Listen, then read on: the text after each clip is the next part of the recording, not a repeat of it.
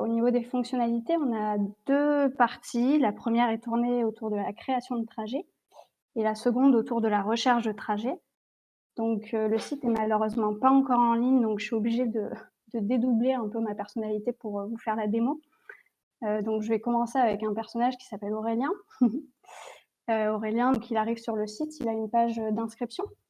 Donc on demande toutes les infos un peu standards et en fait, après, on a des informations qui concernent plus, sa pratique surf que les autres participants pourront retrouver, dans son profil. Donc là, je passe, l'inscription parce que je l'ai déjà faite. Une fois qu'on s'est inscrit, on a accès donc à la page de connexion. Voilà.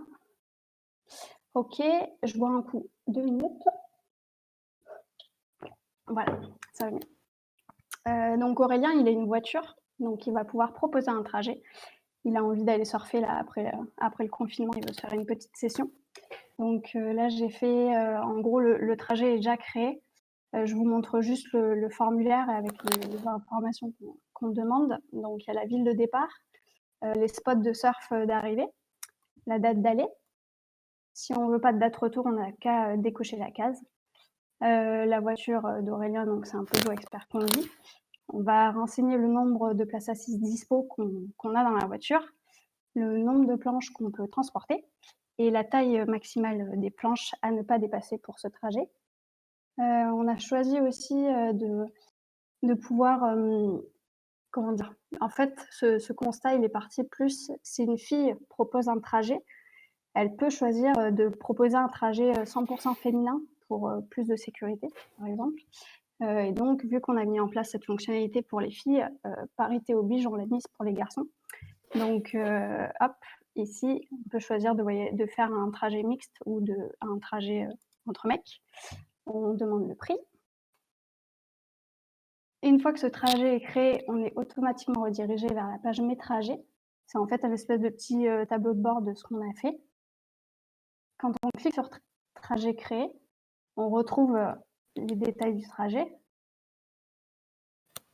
Hop. OK, donc là sur ce trajet, il y a déjà 3 personnes qui ont réservé leur place et il reste une place ici.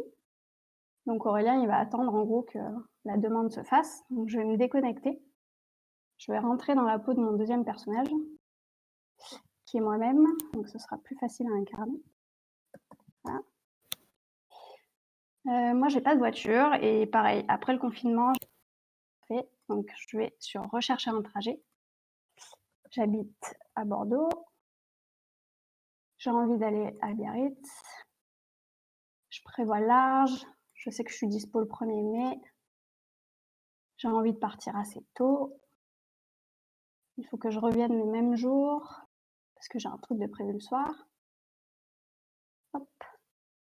Donc ce trajet, il est que pour moi. Nombre de planches à transporter, j'en ai qu'une. La taille de ma planche, c'est une 6. Et je veux un trajet pareil, je peux choisir si je suis une femme, un trajet 100 féminin, mais moi je m'en fiche un peu.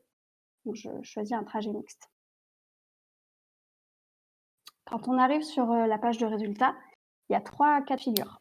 Soit la recherche qui a été faite précédemment par l'utilisateur match parfaitement avec, un trajet qui a été proposé. Donc on retrouvera les trajets ici. Deuxième cas de figure, il n'y a pas de recherche, pas de spot qui match avec, la recherche. Donc du coup, le site propose pour, la même date d'aller, de retour et la même ville de départ, des spots aux alentours. Donc là, on voit qu'il y a Bidart, c'est juste à côté de Biarritz. Il y a Guétari qui est là aussi. Là, j'ai 2 trajets qui sont dispo. Max, il rentre un peu tard, donc je vais plus me diriger vers le trajet d'Aurélien. Voilà, donc là, quand je vois ici, OK, je revois toutes les informations qu'il a rentrées. Ce trajet, il me dit bien. Au niveau des conditions climatiques, il faut savoir que ce sont les conditions climatiques en temps réel. Ce ne sont pas les conditions climatiques du 1er mai parce qu'on n'est pas à même de les savoir, ni nous, ni personne. Donc, hop, je rajoute ce trajet en favori et puis je fais une demande dessus. Si je vais sur mes trajets, j'ai bien mon trajet qui est apparu dans mes favoris et dans mes demandes en attente. Donc, je me déconnecte et je vais, hop, désolée, hein, c'est un peu, c'est beaucoup d'aller-retour. Hop, je me reconnecte chez Aurélien. On n'a pas eu le temps de développer, de mettre en place des notifications. En V2, normalement, ce sera le cas. Donc là, Aurélien, normalement, devrait recevoir une notification qui l'emmènerait sur sa page Mes trajets, ici. Et donc, quand il arrive, hop, il voit qu'il a une demande en attente. Donc, c'est moi. Il peut cliquer sur mon profil pour récupérer mes informations. Et il peut choisir de m'accepter ou de me refuser. Donc, comme il est sympa, il va m'accepter. Voilà. Et donc, je passe direct avec les personnes du trajet et le trajet est maintenant complet. Si je me déconnecte, et c'est le dernier aller-retour que je fais, promis. Hop, là.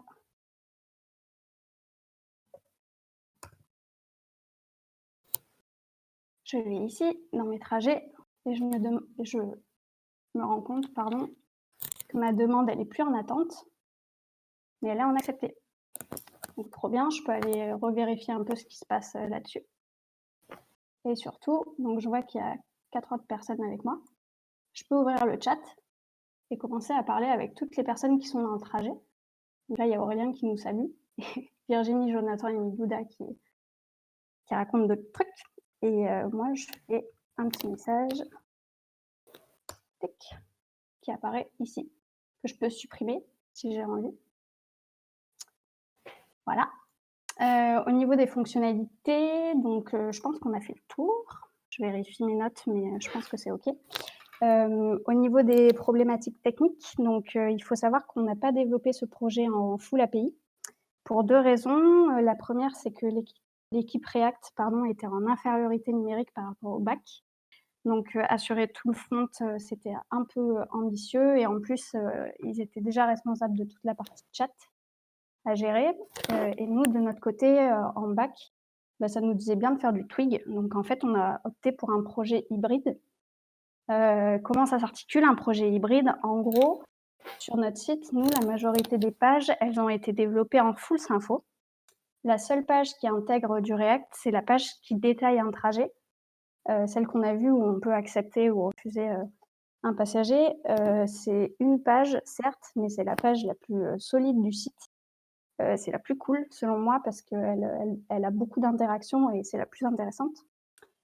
Du coup, comment on a fait ça? En gros, en Sympho, on a généré notre route avec un template Twig sur lequel React est venu implémenter ses composants. Et en fait, ça permet d'avoir ce résultat-là. Pour assurer la communication React-Sympho, on a utilisé le bundle Nemios, le framework API Platform pour la sérialisation des données. Le chat est développé avec Node.js. CSS, le CSS, c'est du fait maison avec du Bootstrap pour le responsive. Là, je peux vous montrer. Hop. Si on passe en téléphone, du coup, tout s'aligne et s'étend sur la largeur. Voilà. Et enfin, donc si on devait terminer, on finirait par un petit retour sur cette expérience d'apothéose. Ça, je parle plus aux actuels étudiants de chez O'Clock qui sont en formation là. Des fois, on a la sensation de ne pas assez pratiquer pendant le socle ou l'aspect. Ne vous en faites pas parce que vous allez tout rattraper en apothéose. Nous, on a vraiment mis les mains dans le cambouis pendant 1 mois. On a appris à bosser à plusieurs sur un projet. On a travaillé en mode agile, donc via des sprints. Ça nous a appris à prioriser et à retenir des choses et à se dire que d'autres choses, on les ferait plus tard. On a mis un vrai premier pas dans le dev et on voulait remercier toutes les personnes de chez O'Clock, Claire, notre référente de promo, tous nos profs, les helpers, Charles et Étienne qui nous ont beaucoup aidés pendant l'apothéose. Ça a été intense, mais très, très formateur. Et je pense qu'une V2 sera développée selon les emplois du temps de chacun. Eh ben, merci à vous pour cette présentation assez impressionnante, je dois dire. Il suffit de voir les commentaires dans le chat qui ne tarissent pas d'éloges à votre sujet. Il y en a même qui comparent votre site à Blablacar. Donc vraiment, félicitations à vous. Bah tiens, je vois que tu es sur la page d'accueil. Ce logo, il sort d'où? Alors, c'est une image qui vient d'une banque d'images en ligne gratuite. Donc, elle fit parfaitement avec les couleurs du site. Donc, ça a été un gros coup de chance. Voilà, on l'a pas du tout fait. D'accord, donc c'est vous qui aviez fait une charte graphique et vous avez trouvé ce logo et pas l'inverse du Ouais, coup. C'est exactement. vraiment. Ouais, gros coup de chance. Ok. Je voyais sur la page des. Il y avait des données sur la météo, sur les vagues. Elles viennent d'où ces données?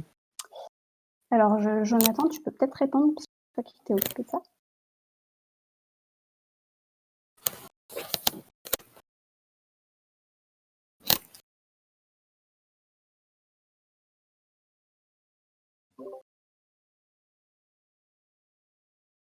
Jonathan?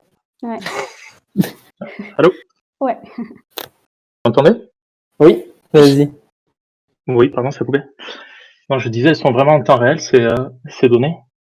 C'est juste qu'elles sont à 7 jours. Voilà. Donc, effectivement, pour le 1er mai, elles sont pas bonnes. Et voilà. Ok, mais du coup, elles viennent d'où les données? Les données Oui. d'une API, qui s'appelle Weather API. Vous voulez le lien?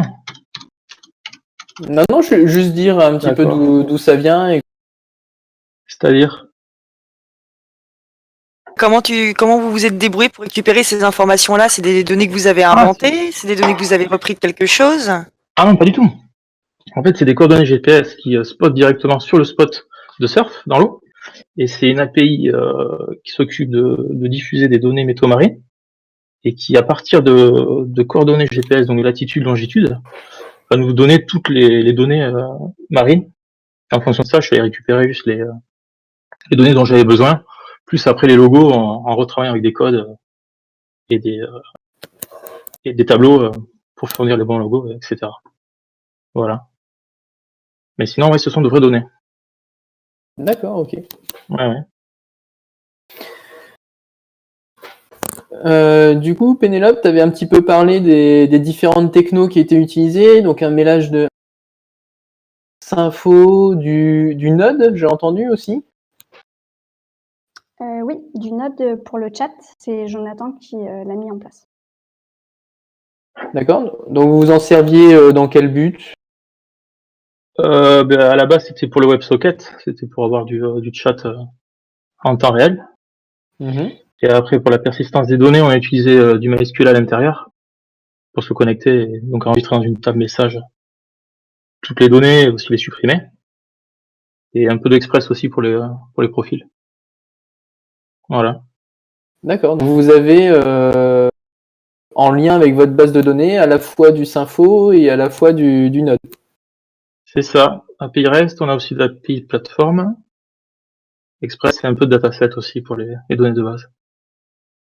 Pour les user ID et les ID de trajet. Alors il y a Arnaud qui demande si le site est en ligne à l'heure actuelle. Et non. Non, on l'a pas fait.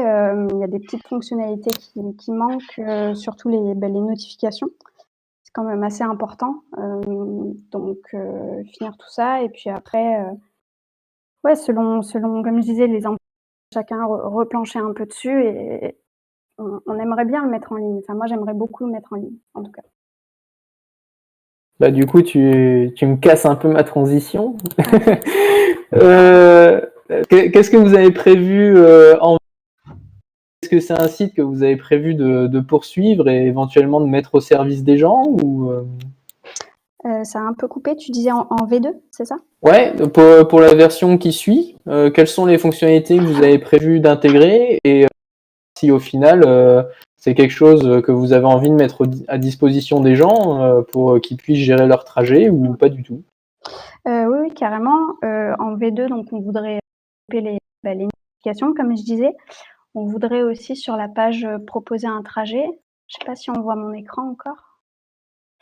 Oui, on va être en écran. Ouais, ok, cool. Dans les villes de départ, faire un peu comme on a fait pour les spots d'arrivée, recenser, aller chercher les infos sur une API.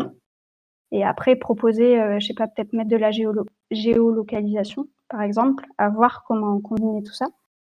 Je tenais à dire aussi qu'on avait commencé à faire un back-office pour gérer les utilisateurs et les trajets, qui n'a malheureusement pas été atteint, donc on n'a pas pu vous présenter aujourd'hui. Mais ça fait partie des autres fonctionnalités pour la partie admin. Et puis après, il faut voir. Mais l'idée, ouais, ce serait de rendre disponible le site aux surfeurs, parce que moi-même qui suis pratiquante, je trouve ça hyper pratique et ça n'existe pas. Et je serais la première à utiliser ce genre de choses parce que j'ai une voiture et que souvent j'y vais toute seule et ça permettrait de rencontrer du monde et puis d'échanger à ce niveau-là. Donc ça. Ok. Et je vois que dans les villes de départ, il y en a un certain nombre de applis. C'est une autocomplétion ou toi tu peux taper des villes que tu veux? Dans les villes de départ ou dans les spots? Ouais, dans les villes de les deux en fait. Alors les villes de départ, en fait, c'est un champ, il n'y a rien dessus. C'est moi qui ai juste rempli fait des tests avant. Pour les spots d'arrivée, comment on a fait ça? Jonathan, c'est toi qui as fait ça? C'est des données que j'avais récupérées, de tous les spots. Voilà. Donc, on a créé une table spot en base de données qui recense tous les spots de surf de France, ainsi que leur latitude et longitude, qui nous permet, en fait, comme je le disais dans la page résultats, s'il n'y a pas de trajet qui colle vraiment avec la recherche de l'utilisateur, ça permet de proposer en fait des spots à proximité. Et l'idée de base, en fait, c'était avec la ville de départ de pouvoir le connecter avec une API de navigation routière. Donc déjà pour afficher le trajet et éventuellement calculer le trajet, le temps de trajet et avoir carrément des données météo encore plus précises. Et du coup, dernière petite question sur la ville de départ. Si jamais je rentre une ville et qu'il n'y a pas de trajet, comment ça se passe? Pour l'instant, là, il n'y aura pas de...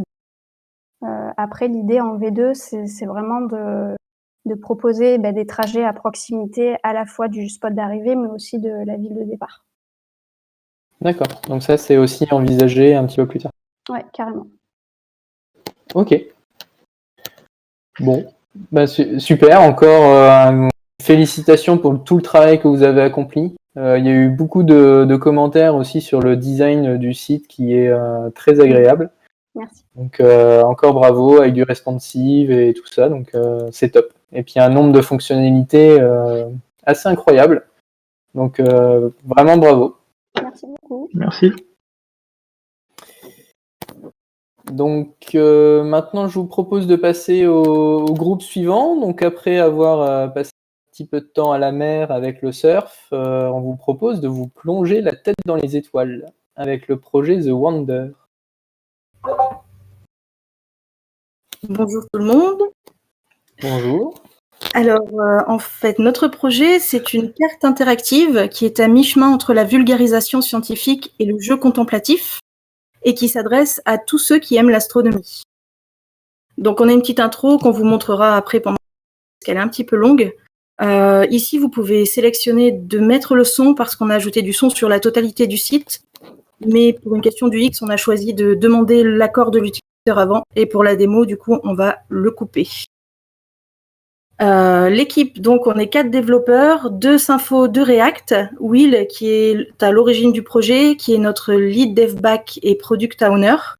Arnaud, qui est notre Git master back. Shirin, notre lead dev front et Git master front, du coup. Et moi-même, qui suis Scrum master front.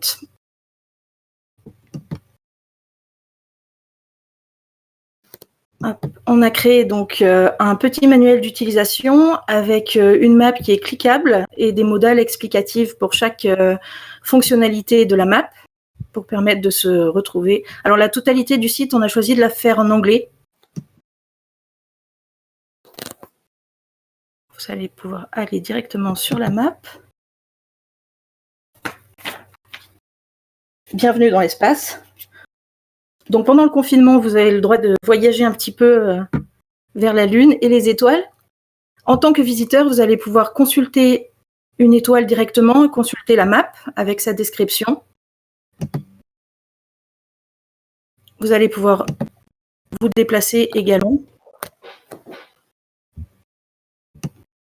Mais pour créer un astre, ou vous allez pouvoir recentrer sur le soleil aussi, pour créer un astre ou pour laisser des commentaires, il faudra que vous soyez inscrit et connecté. Donc là, on a déjà inscrit évidemment des gens. Bien sûr, l'autocomplétion, elle a envie de me donner le bon. Le pauvre Dario a dû recevoir pas mal de mails d'inscription.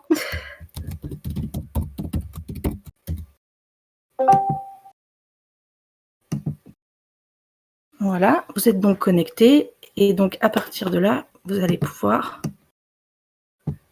continuer à visiter la map.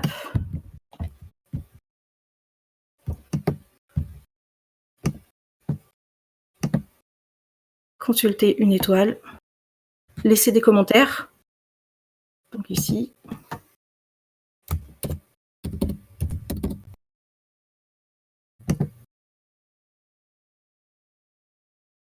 Vous pouvez également éditer vos commentaires si vous avez fait des erreurs, ce qui est mon cas, parce que je ne suis pas du tout stressée. Voilà, ou carrément le supprimer.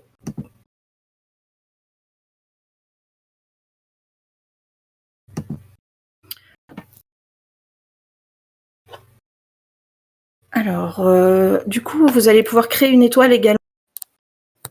Navigation, donc on va pouvoir se recentrer par exemple sur le soleil. En bac, ils nous ont fait un délimiteur qui permet de ne pas mettre d'étoile directement sur une autre étoile ou trop proche. Voilà, donc quand on veut créer, ça nous fait une petite erreur. Donc il faut qu'on s'éloigne un petit peu. Voilà, et là donc on va pouvoir créer une étoile.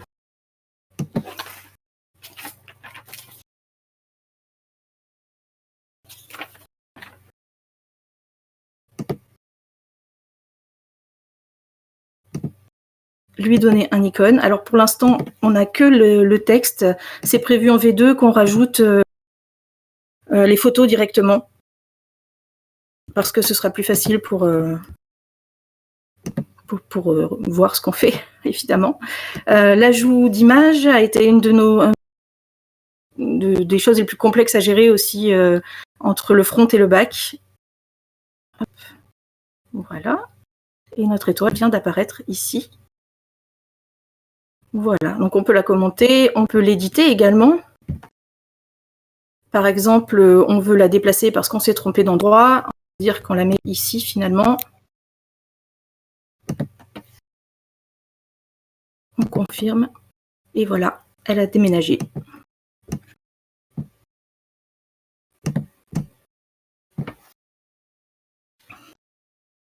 On peut également supprimer nos étoiles. Seulement celles qu'on a réalisées nous-mêmes, en fait.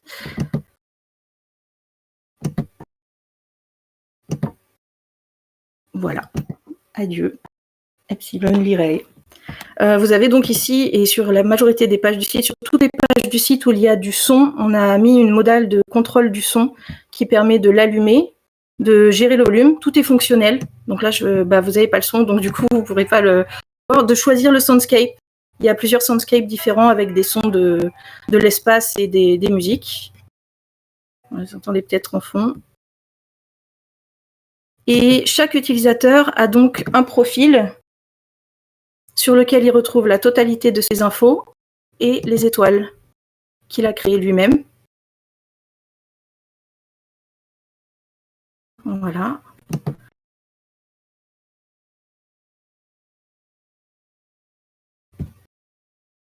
Alors, si on retourne sur la home, on a créé une page Legal Notice aussi avec les mentions légales et les crédits pour remercier les artistes dont on a utilisé les images et les créations.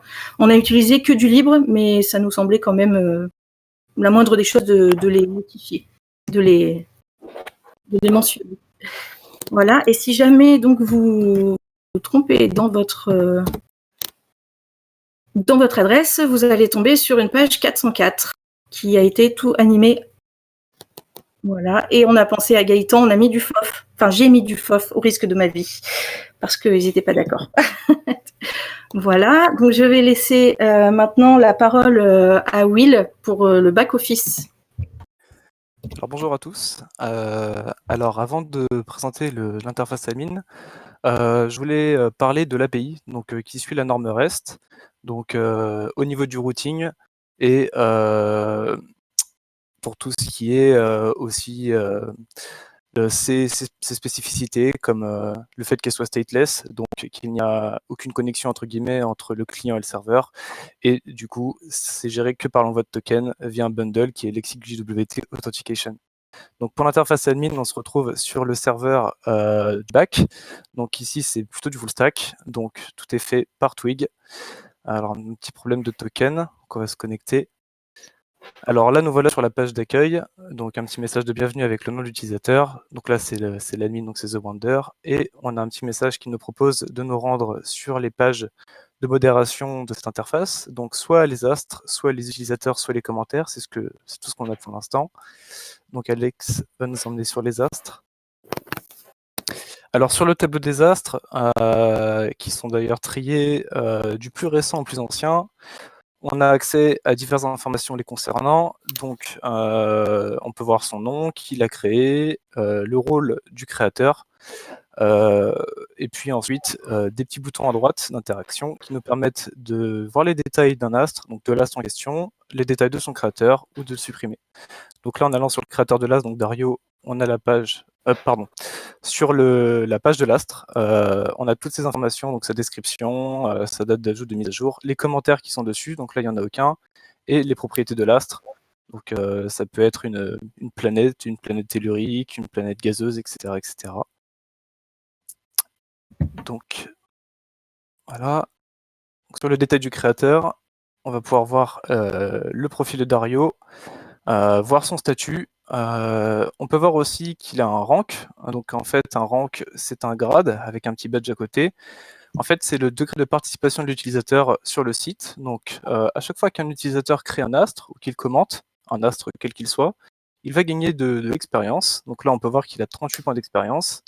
Et il y a certains caps qui le font passer à un grade supérieur. Donc pour l'instant, il y en a 5. Il y a néophyte, trainee, donc c'est une recrue, explorateur, pilote et astronaute, donc en anglais. Et on peut voir donc le contenu de tous ces commentaires et les supprimer directement sur cette page-là, tout comme son astre, donc Sirius qui est un petit peu plus haut. Et voilà. Et donc le tableau des utilisateurs, aussi trié du plus récent au plus ancien. Comme ça, dès qu'il y a une mise à jour sur un utilisateur, on peut le voir, il est en tête de liste. Donc s'il y a des gens qui jamais mettent quelque chose d'inapproprié ou quoi que ce soit, ou même un avatar qui ne respecte pas la charte, eh bien on pourra de suite le modérer. Donc comme on peut le voir à droite, il y a un bouton pour le bannir. Donc le bannissement, ça va supprimer tous ces astres et commentaires sur le site.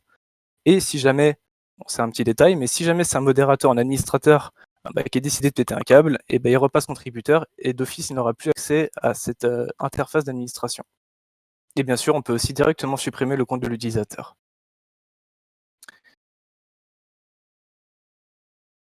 Ouais. Donc tu peux retourner, je pense, sur le front pour voir. Je sais plus ce qu'on avait créé comme astre avec ce compte-là. Donc ça, c'est la liste, le tableau des commentaires, aussi trié du plus récent au plus ancien. Ça fait comme un système de log un petit peu, et puis on peut voir les derniers commentaires postés sur le site, et toujours pour les modérer le plus efficacement possible si jamais il y a quelque chose, un contenu qu'on ne souhaite pas. Donc voilà, et on peut aussi bien évidemment regarder la page détail du créateur et de l'astre sur lequel le commentaire a été posté. Voilà, donc Vénus par exemple, les commentaires. Et c'est à peu près tout pour l'interface admin.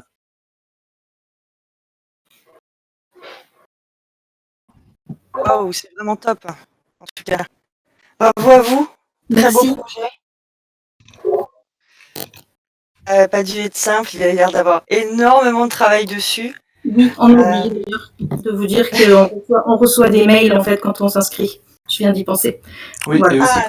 quand on est baigné aussi, effectivement, on reçoit un mail, une notification de la part du site indiquant à la personne concernée qu'elle est bannie et que d'ailleurs elle peut nous contacter en retour si jamais elle souhaite contester ce bannissement. Du coup, pendant les questions, je vais juste lancer l'intro sans le son. Ça marche. Voilà, donc vous pouvez passer aux questions. Alors, moi, je vais commencer par une question qui vous a été posée par Barbituric.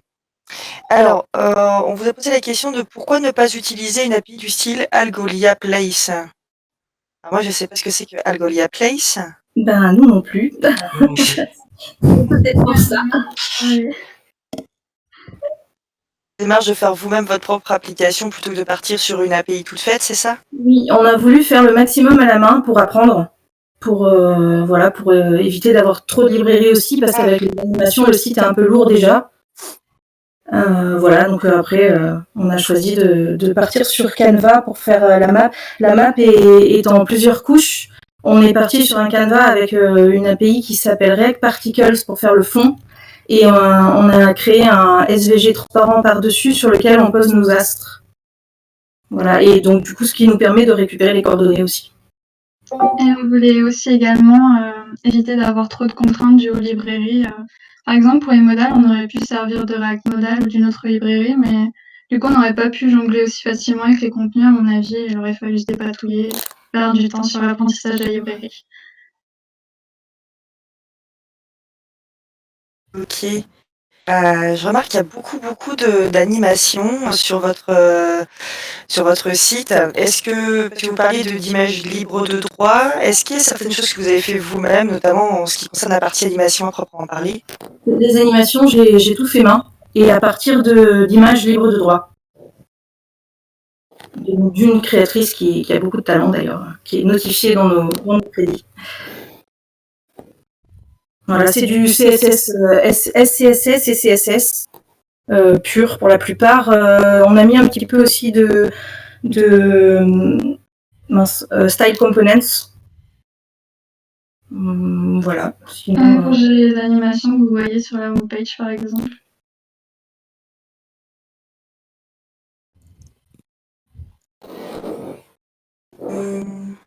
Ok. Pour l'admin, parce que vous avez présenté l'administration du site, qui est super jolie aussi comme le reste du site. Quel techno vous avez choisi? Vous êtes sur du Twig pour le coup, pour le back-office, ou pareil, est-ce qu'on a du React? Qu'est-ce que vous avez mis? C'est du Twig.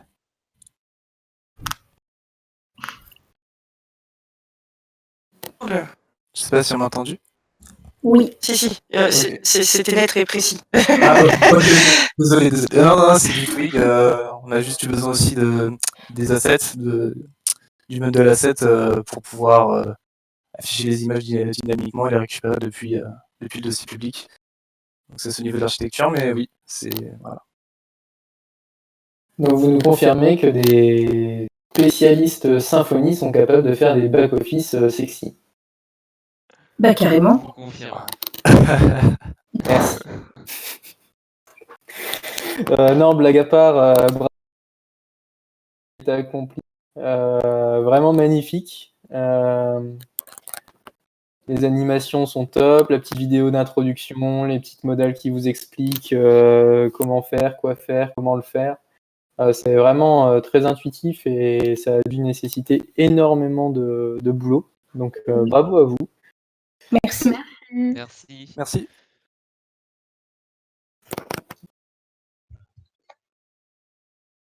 Je ne sais pas s'il reste une question, Claire, ou dans le chat, avant de Alors, passer au projet suivant.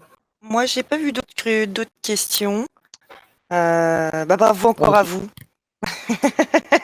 Merci. Merci beaucoup.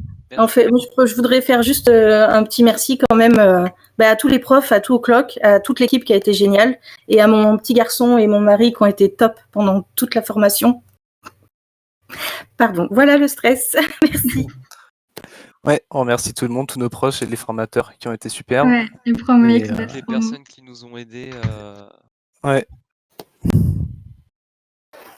Oui, non, félicitations à vous. Et puis ouais, une formation telle qu'Oclock, ça dure quand même 5-6 mois en fonction de l'aspect, etc. Donc c'est clair qu'au-delà de se former, c'est aussi une aventure humaine qui nécessite beaucoup de sacrifices, formation très intense. Donc félicitations à vous d'être arrivé au bout de cette formation avec un travail génial. Donc vous pouvez vraiment être fiers de vous. Merci beaucoup. Merci. merci. Merci. Donc je vous propose maintenant de passer à un projet raccord à l'actualité du moment, puisqu'il va vous apporter une réponse à comment passer le temps quand on est enfermé. Une réponse avec les jeux de société Meeple.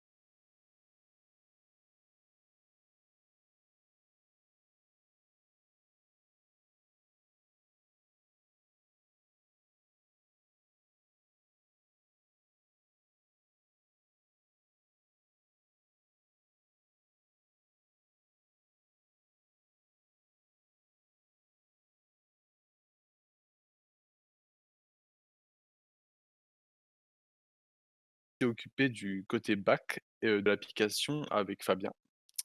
Et alors que Anthony et moi, on s'est occupé de la partie front. Sur la, sur la page d'accueil, on peut voir directement les événements qui ont été créés par les utilisateurs déjà inscrits sur la plateforme.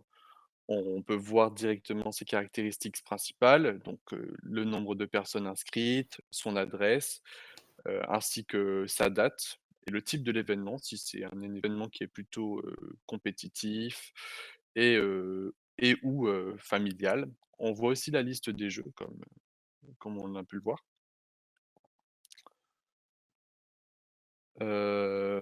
Quand on s'inscrit par contre, pour avoir plus de détails, on est obligé de s'inscrire ou de tout du moins être connecté sur la partie du site, sur cette partie du site. Donc on est redirigé automatiquement vers une page de connexion.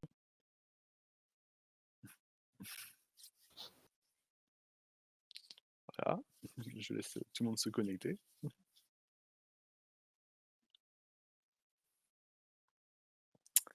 On est donc à partir de cette page, on peut là accéder à une autre page qui nous décrit avec plus en détail la partie du site.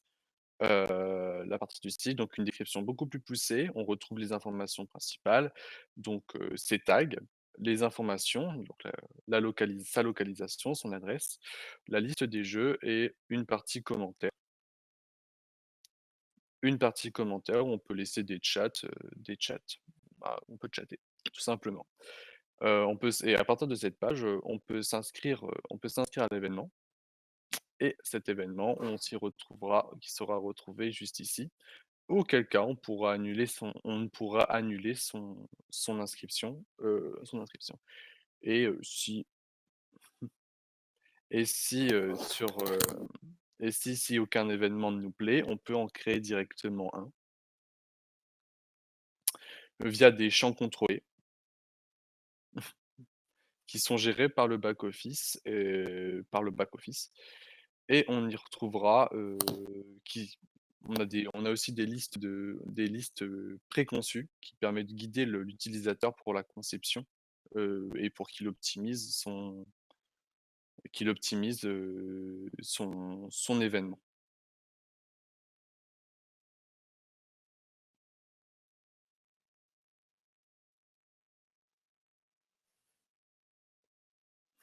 Je vais laisser Tony finir la présentation.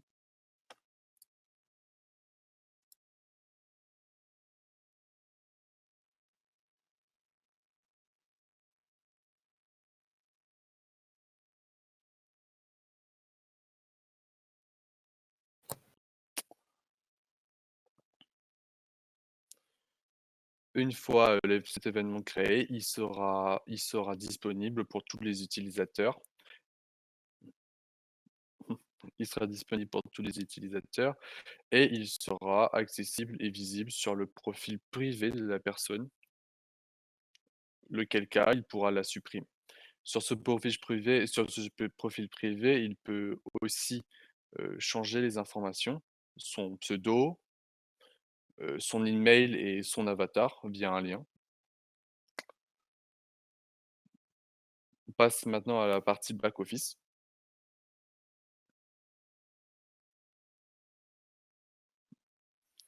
Donc le back office nous permet de gérer toute la partie un peu plus technique, donc la liste des tags, des catégories et des jeux qui sont complètement éditables, qui nous permettent d'en ajouter, d'en effacer, mais aussi d'ajouter des événements où justement les administrateurs peuvent en effacer, les gérer, les modifier à leur guise. On voit aussi les événements qui sont passés et à venir afin de mieux gérer et de garder une trace de ceux-ci et aussi les différents utilisateurs inscrits. Heu, du coup, lors de notre projet, dans un niveau un peu plus technique, on a travaillé en mode full API sur 2 projets distants. On s'est basé sur le framework React pour le côté front et pour le côté back, on a utilisé Symfony et un peu de Bootstrap pour réaliser le back office. Mais la principale étant fait à la main. La principale problématique que nous avons pu rencontrer durant le projet et le point essentiel que nous voulions travailler, c'était réussir à faire la communication entre la partie Symfony et la partie back, plus précisément au niveau de l'authentification de nos utilisateurs, que ce soit à l'inscription ou à la connexion. On a prévu beaucoup de choses, qui seront des évolutions, donc un système de mot de passe oublié qui est déjà en place du côté back, mais pas encore du côté front.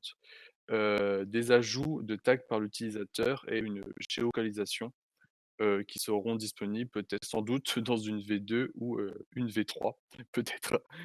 Heu, pour conclure, on peut dire que ça a été une véritable épreuve ce mois de projet et pour les futurs étudiants, on a un petit conseil pour vous, communiquez, pour le côté back, préparez des docs et pour le côté front, surtout lisez bien les docs et bon courage. Voilà. Bah, merci pour cette présentation. D'abord, j'ai un petit commentaire parce que la présentation est signée, ce que je trouve absolument top. Je voulais savoir s'il y avait une raison particulière à ça ou. Mmh. Alors, c'est Will qui nous a expressément demandé parce qu'il a des membres de sa famille, de son entourage qui ont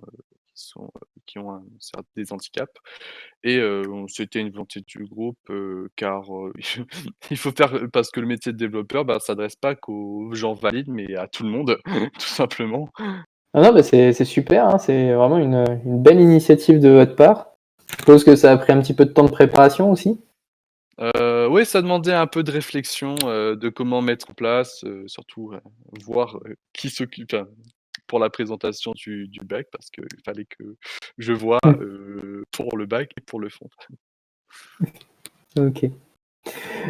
Justement, tu me parles de back et de front. Donc React en front, Symfony en back.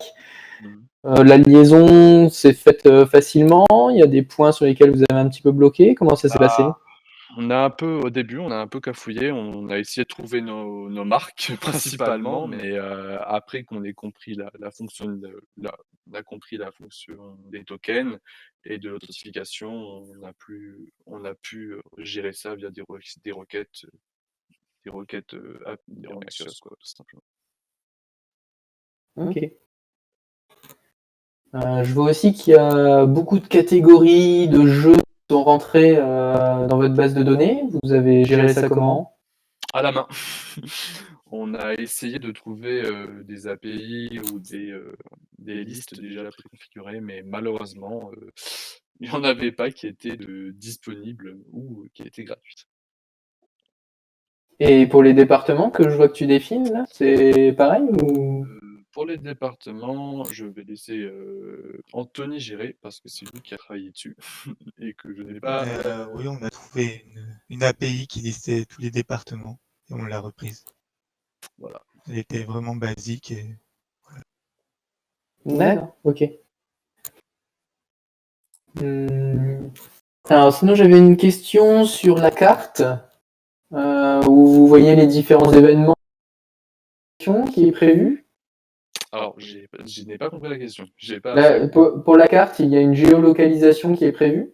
Oui, il y a une géolocalisation. On voudrait à terme que ce soit directement visible dans le lieu exact via la carte. Et comme ça, les utilisateurs pourraient s'y repérer beaucoup plus facilement. Et voir à combien de temps c'est de chez eux, littéralement.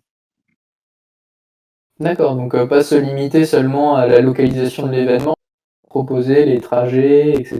C'est ça. D'accord. À terme, c'est l'évolution qu'on voudrait mettre en place. En ce qui concerne votre back-office, vous aviez dit qu'il y avait surtout du bootstrap et tout était fait à la main, c'est ça? C'est ça. Donc aucun recours à des bonnes connues ou reconnues, vraiment à la mano. Je laisserai confirmer Will sur cette question pour le coup.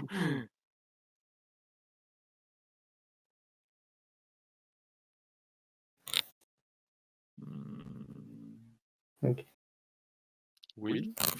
Oui, ça doit être bon là normalement, je pense. Si j'ai le petit micro. Oui, donc ce sera pour pas perdre trop de temps. Mais sinon, toutes les requêtes, toutes les routes ont été faites à la main.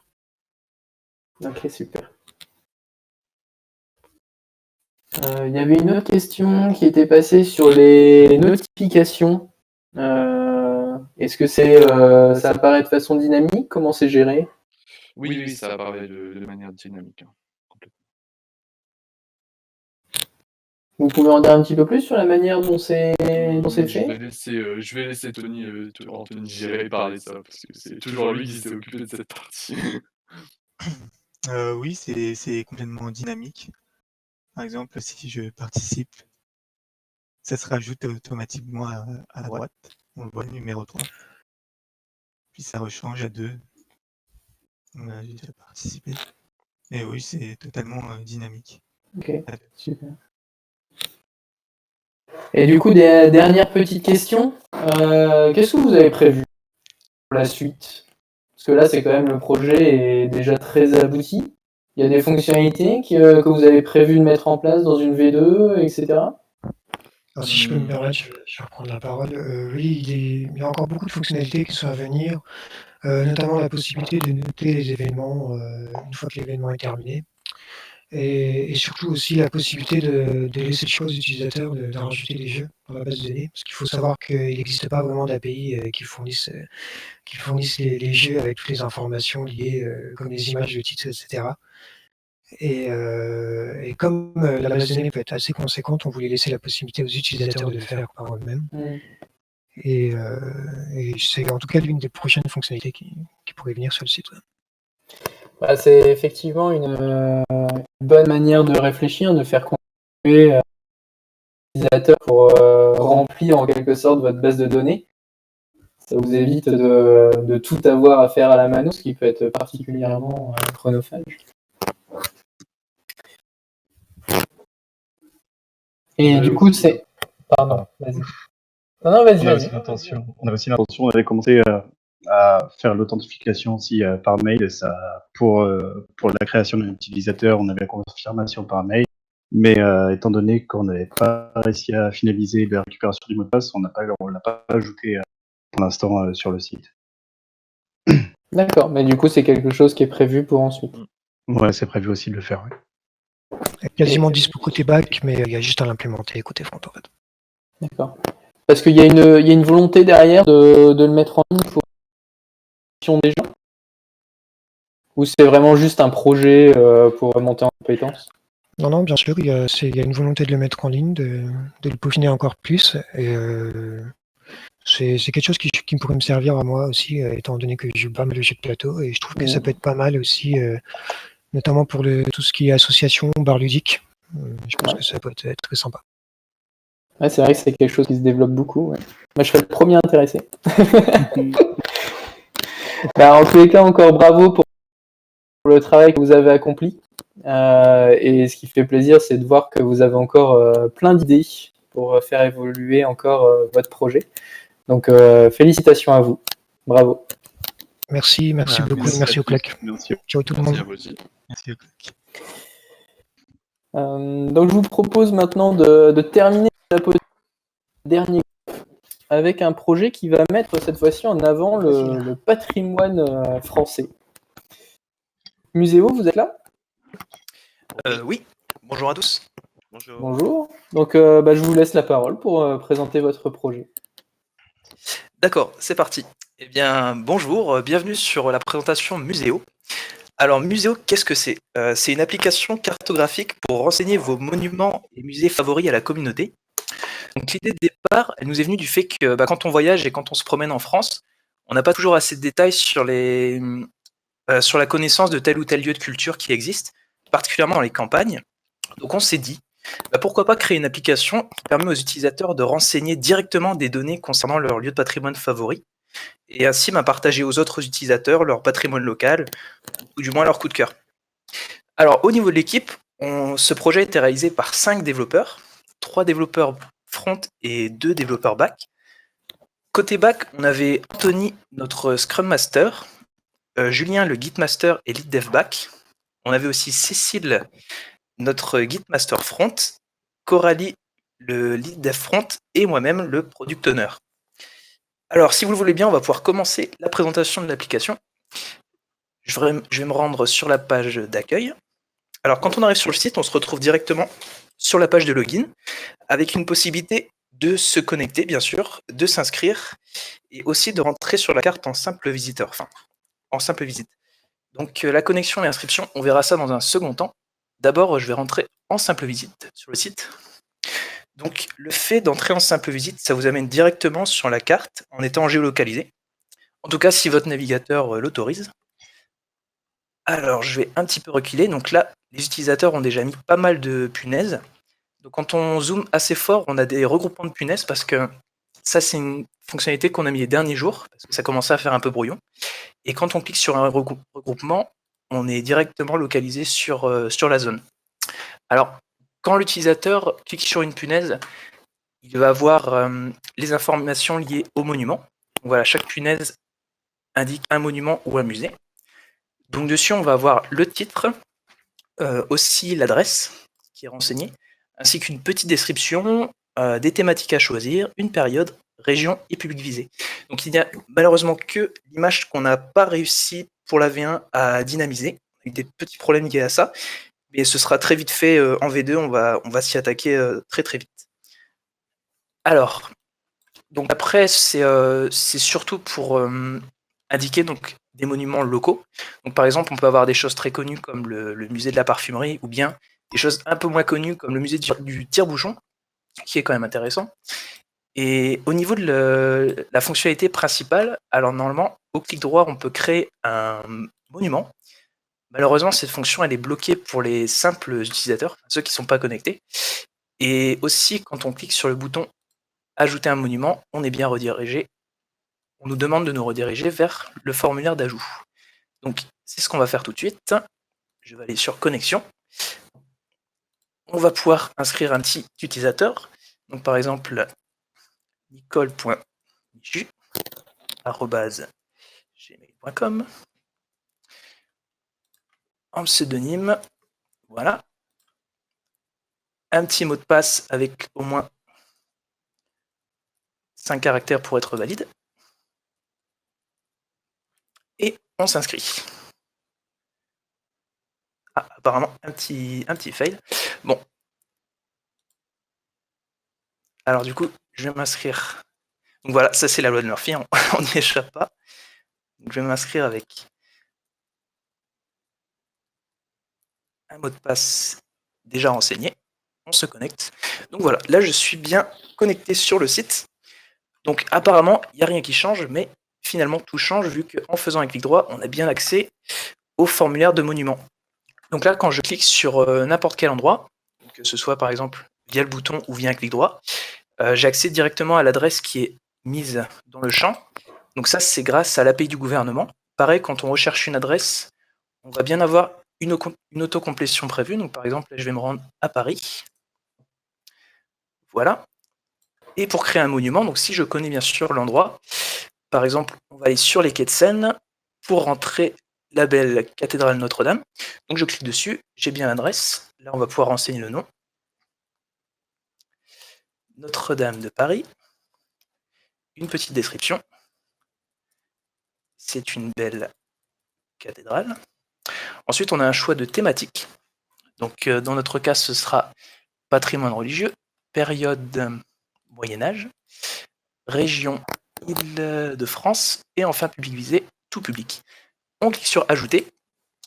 Voilà, la punaise est bien créée. Et là, c'est le petit couac, la loi de Murphy qui tombe sur nous. Ça fonctionnait encore très bien il y a quelques heures, en début d'après-midi. Mais on a un petit problème avec l'API Nominatim, ce qui fait que les punaises apparaissent et disparaissent tout de suite après. Donc, pas de panique quand même, on a bien la punaise enregistrée dans le back-office. Alors du coup, Anthony, je te laisse la parole pour nous montrer ça. Eh bah oui, donc rebonjour à tous. Alors donc nous côté Sinfo, donc on a créé un back office donc à la mano avec Bootstrap et une petite sidebar fait à la main. Voilà. Pour toute la gestion des entités, tous les CRUD ont été faits à la main. Donc pour les régions, les périodes, les publics visés, on peut gérer les utilisateurs, les catégories, etc. Donc, par exemple, là, si on se rend sur Monument, dans le back-office, on peut aller dessus.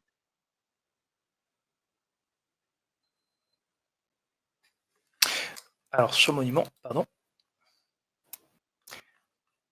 Voilà. Hop. Donc, on a tous les monuments enregistrés côté front, comme Notre-Dame de Paris qui vient tout juste d'apparaître, avec l'affichage des informations. Donc, les images fonctionnent pas malheureusement. Enfin, fonctionnent côté back, mais pas front malheureusement. On a eu ce petit souci-là. La date d'ajout, si le monument est affiché à l'instant T, la latitude, la longitude, où se situe le monument, les catégories, etc. Donc, comme je disais, on peut aussi en ajouter directement depuis le bac. Sinon, on peut donc également, pareil dans le menu, voilà, gérer donc les périodes, les régions. Ça, c'est quelque chose que l'utilisateur n'aura jamais accès, évidemment. Il ne pourra pas ajouter de période ni rien. Donc, pour les publics visés, etc. Et la gestion, pareil, des utilisateurs qui est faisable depuis le bac. Si tu peux te rendre sur les utilisateurs, ça serait super. Et voilà. Hop. Donc voilà, donc on peut connaître leur nom d'utilisateur, leurs adresses email, prénom, nom, quand ça a été créé, si le profil a été mis à jour ou pas, si le compte est activé, donc ça c'est pas une fonctionnalité qui est totalement terminée, les rôles, et on peut évidemment éditer, supprimer, donc le CRUD basique, ça c'est sur chaque entité. Sinon, côté back-office, donc on a un système d'authentification classique de Symfony. Et côté front, on renvoie donc grâce à l'API un token JWT et un token, un refresh token. Donc 2 bundles, lexique et donc JWT refresh token. Donc voilà, le token JWT le plus gros, lui, contient des informations custom, donc l'ID, nom d'utilisateur, email. Donc voilà. Sinon, à part ça, qu'est-ce qu'on utilise côté back? Comme je viens de le dire, API plateforme. Donc ça a été vraiment un gros paramètre parce que très compliqué à mettre en place. On n'arrivait pas à mettre des relations, etc., à bien communiquer. Sinon, les autres problèmes qu'on a eu également, un peu comme tout le monde, je pense, problème de Corse, problème avec JWT token aussi, les relations avec API plateforme, et de notre côté, niveau back, le flou total par rapport à React. On savait pas trop comment ça fonctionnait côté front. Et donc voilà, je pense avoir fait à peu près le tour. Oui, Anto. Et moi, je finirai un petit peu sur les petites modifs donc, qu'on va créer parce que bien sûr, le site, on a vraiment envie de le continuer. Et pour une prochaine V2, alors par exemple, là, quand je vais sur Monuments, donc on a actuellement tous les monuments qui nous sont donnés en liste. Voilà, on a accès à tous. Alors, on a envie de créer une façon de les filtrer en fonction de la vue des punaises qui sont sur l'écran de l'utilisateur.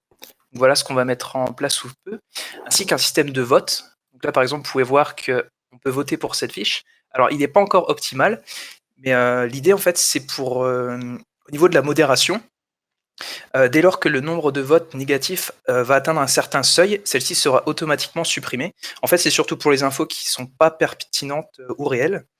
Donc voilà sur quoi on va s'axer très bientôt. Donc, le site va être continué et il est en ligne si vous souhaitez. On va vous mettre le lien dans le chat. Ok, super Voilà pour présentation, super projet, bravo à vous. Merci. Donc on va passer à la phase de questions. Alors moi j'ai une question de Will qui demandait comment vous avez géré l'animation des oiseaux qu'on voit en fond. Là tu montrais une page. Alors l'animation des oiseaux, oui, sur Monument. Alors c'est pas nous qui l'avons géré, je l'ai trouvé donc dans un tuto YouTube. Merci YouTube pour ces formidables idées. Et donc ils expliquaient en fait de A à Z comment faire cette animation. Donc voilà, le mérite ne revient pas à nous. On a juste utilisé la doc. Mais il n'y a pas de petite victoire, hein, c'est déjà bien. Passe tous par là. Moi j'avais donc quelques questions pour vous. Donc pour le coup, je regardais dans le chat, j'en avais qu'une seule. Moi de mon côté, donc je sais que vous êtes toujours une équipe de 5 personnes, donc 2 personnes en back, 3 personnes en front. Pour le front, comment vous avez pu vous répartir le travail? Parce que à 2, on arrive toujours à trouver un terrain d'entente au niveau de l'équilibre, mais comment vous avez fait côté front? Alors côté front, c'est vrai que c'était pas facile. Au départ, on a codé tous ensemble. Et on s'est rendu compte la première semaine que finalement ce serait pas compatible avec tout ce qu'on avait prévu. Donc on s'est réparti sur le travail au niveau de l'intégration et puis les fonctionnalités un peu dans l'ombre de React avec Redux. Donc chacun faisait sa petite fonctionnalité pendant la journée et puis on a réuni, on nous réunissait le soir en fait pour mettre au point ce qu'on avait fait. Donc finalement ça s'est plutôt bien passé. On a réussi à gérer ça. Cool, on voit ça au vu du résultat, bravo à vous encore, hein. Je sais pas si je l'ai déjà dit, mais je pense que vous direz jamais assez. Donc vous me sentez fier? Ah bah oui, quand même. On est content de ce qu'on a fait. Si je pouvais rajouter, vu qu'on est le dernier groupe, un grand merci aux profs, aux helpers et puis aussi à la promo. C'était vraiment 6 mois génial en votre compagnie, géniaux.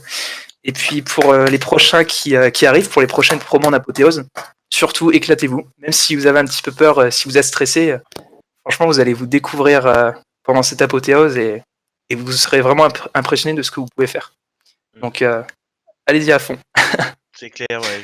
Pareil, Voilà. je voulais dire merci aussi à tout le monde, ouais, même aux copains qui nous ont aidés pour les petits soucis, tout ça. Vraiment, merci à tous, aux profs, aux helpers, tout ça. Donc voilà.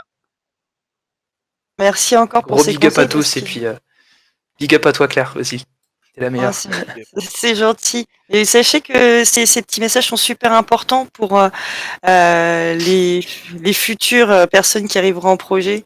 On a souvent tendance à l'oublier, mais oui, effectivement, l'apothéose, elle est là pour ça, pour expérimenter. Alors moi, je vais quand même vous poser une ou deux questions supplémentaires. Pour le coup, alors c'est quoi la principale difficulté que vous avez rencontrée? Techniquement.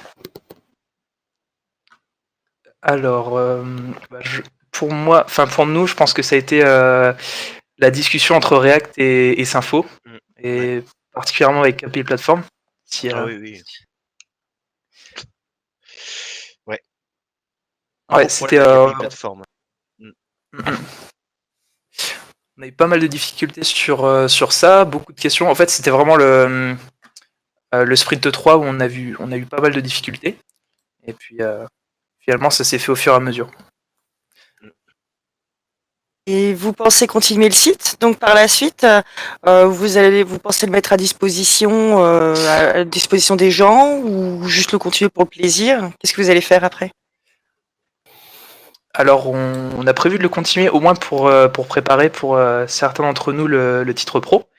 Et puis, personnellement, j'aimerais vraiment bien le continuer et puis pourquoi pas le faire vivre encore longtemps si je pense qu'on est quelques-uns dans le groupe à vouloir le continuer.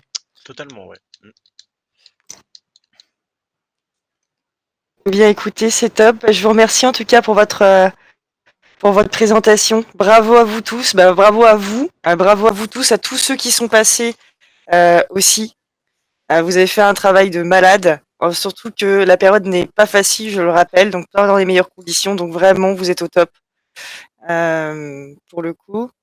Moi, le dernier petit mot que je vais vous laisser avant de laisser Charles reprendre la parole, c'est qu'on se retrouve après pour un petit débrief tous ensemble, donc pour ceux qui le souhaitent, sur Discord. Et donc je vais laisser Charles parler, j'ai un peu trop parlé. En tout cas, super travail. Oui, bravo au dernier groupe passé. Et de toute façon, bravo à tous les étudiants de manière générale, hein. On sait que c'est pas forcément évident de présenter son travail comme ça, devant un public aussi nombreux. Donc merci à vous d'avoir joué le jeu. Merci à tous aussi ceux qui ont assisté à ces présentations, d'avoir posé vos questions, d'avoir soutenu les étudiants. C'est vraiment chouette. Alors, petit rappel quand même, nos étudiants terminent ce qu'on pourrait appeler leur période d'apprentissage avec nous. Mais en fait, on les lâche pas tout de suite. Ils vont désormais se préparer à passer 2 certifications. La première qui s'appelle HopQuest pour la qualité web. Et ensuite, le fameux El Famoso, titre professionnel de développeur web et web mobile. Donc en parallèle ou pour préparer ces certifications, certains de nos étudiants recherchent déjà des stages, voire même un poste. Donc n'hésitez pas à contacter notre team placement qui abat un travail considérable dans le cas où un ou plusieurs profils de nos étudiants seraient susceptibles de vous intéresser à l'adresse talent@oclock.io. Donc vraiment n'hésitez pas. En ce qui nous concerne, c'est tout pour aujourd'hui, mais on vous retrouvera très vite, dans 2-3 semaines, pour les présentations de la promo Zénith, qui finira à son tour sa période d'apothéose. Première promotion full JS, donc avec des projets animés à souhait. Merci et félicitations encore à tous les étudiants pour votre travail. Toujours un plaisir de vous accompagner et pouvoir présenter de si beaux projets, aussi aboutis en si peu de temps. Ça me fait plaisir aussi de voir que vous souhaitez les prolonger et les mettre en ligne, le mettre à disposition du grand public. Ça, c'est vraiment une satisfaction particulière. Donc, chapeau encore à vous. Et puis, nous, la Team O'Clock, on vous dit à plus tard. Merci à tous. À bientôt.